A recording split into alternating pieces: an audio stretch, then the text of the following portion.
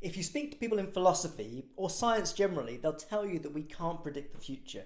And yet so much of what we do relies on predictions. Now, one of the biggest questions we face is how far we can predict into the future in any reasonable level of accuracy. So let's take, for example, next week. Can we predict what the COVID cases will be next week? Well, we can forecast it based on some of the data, but there's so much that's still outside of our knowledge base, about our algorithms, about our prediction models, that makes it really hard to foresee. So the question we face as a society is how much we can rely on forecasters, on futurologists, on people that will claim to predict what's coming next in order to then plan for that future.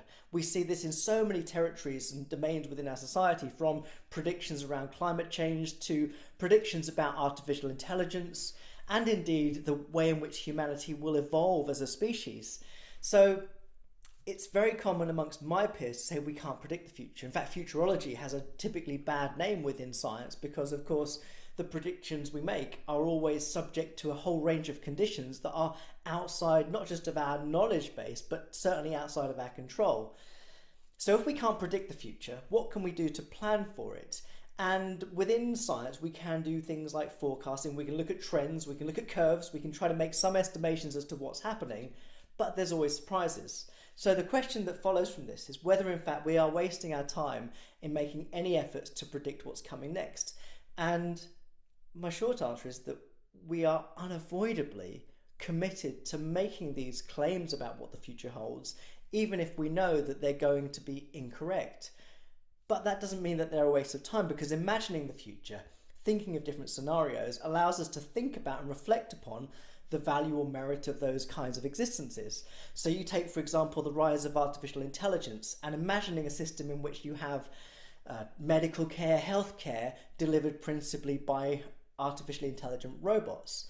Now, we don't know quite whether that will come to fruition. We know that it's already part of the healthcare system already to some extent. We see the possibilities of an AI-based diagnostic system, the possibility that we'll have assistants, robots that will live amongst us and help us throughout our day when we need it. And we can think about how comfortable we are with that.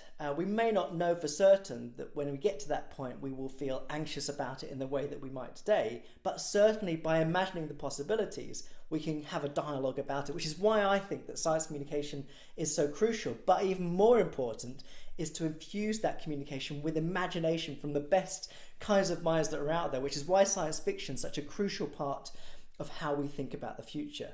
Without turning to science fiction, we lose a huge chunk of what those possibilities might be. And often science fiction writers and artists do as good a job as the scientists at predicting these scenarios, albeit on very different timescales. So if you want to predict the future, look at science fiction before science.